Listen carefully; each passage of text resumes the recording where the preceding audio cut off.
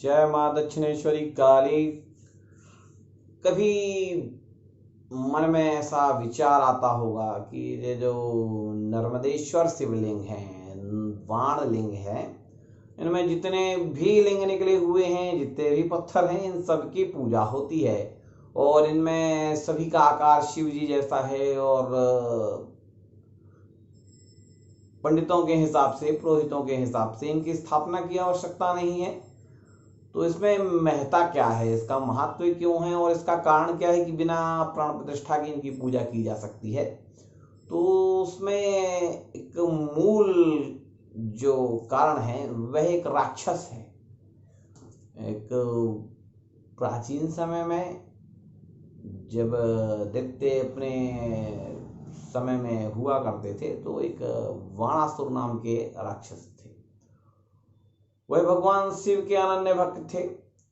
तो उनकी जो भक्ति थी वो ही बड़ी अलग सी थी। तो दैत्यों का मार्ग ही कुछ अलग होता है, वो भक्ति करें और चाहे कुछ उपद्रव करें। तो बाणासुर जी भगवान शिव के लिंग बनाते थे, उनकी पूजा करते थे और स्थापित करते चले जाते थे। मिट्टी के शिवलिंग बन रहे हैं, बनते जा रहे हैं, स्थापित होते जा रहे हैं। स्थापित करते करते भगवान की कृपा हुई और जो लिंगों का था वो बहुत ढेर लग गया। भगवान शिव प्रसन्न हुए और उससे कहा वर मांग। अब भगवान शिव ने वर में अपने लिए 10 हाथ मांग लिए।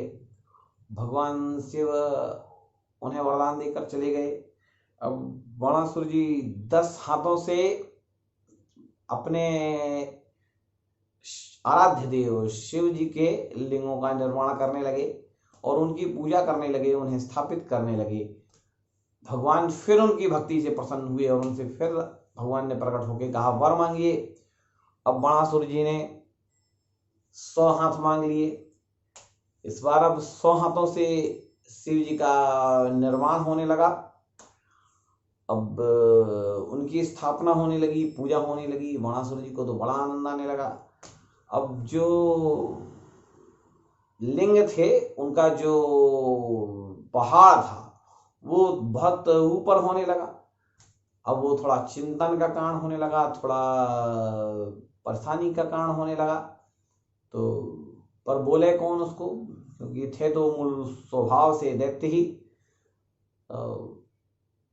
फिर भगवान एक बार और प्रसन्न हुए, फिर उन्हें दर्शन दिया। अब उन्हें 1000 हाथ मांग लिए।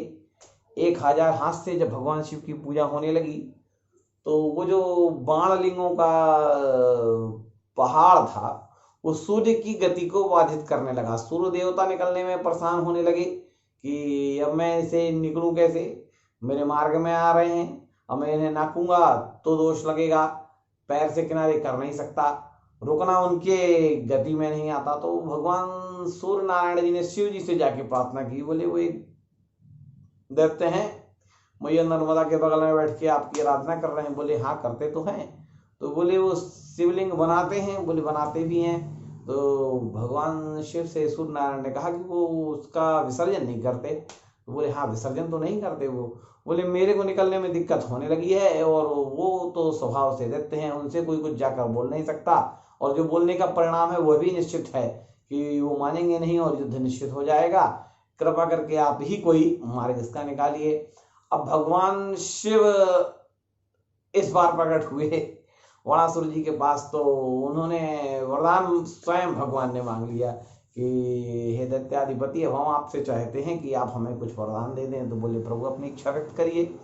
भगवान ने कहा जो लिंग बना रखे हैं इन्हें शाम होने के पहले विसर्जन कर दिया करिए। तो उस समय से एक प्रथा भी हो गई कि शिवलिंग का निर्माण हो तो सूर्य अस्त होने के पहले विसर्जन हो जाए। और वही फिर दैत्य ने कहा प्रभु अच्छा है, आपने जो आदेश किया वो मैंने मान लिया, पर इन लिंगों में आप सदैव स्थापित रहेंगे, ये समाप्त नहीं होंगे, इनमें आपका तत्व विराजमान रहेगा। तो भगवान शिव ने उन्हें वरदान दिया और वही लिंग उसने नर्मदा जी में प्रभावित कर दिए। वही सारे जो बाणासुर द्वारा बनाए हुए लिंग थे लिंग के नाम से प्रख्यात हुए और उन्हें क्योंकि भगवान शिव से प्रार्थना करके प्रतिष्ठित कर दिया है भगवान शिव को, इसलिए उसमें कोई विशेष प्रतिष्ठा की आवश्यकता नहीं है। कोई भी व्यक्ति नर्मदा जी से स्नान करके किसी लिंग को ले आए, अपनी श्रद्धा भक्ति के हिसाब से उन्हें स्थापित कर ले और पूजन करके अभिषेक करे, भगवान की कृपा प्राप्त कर सकता है।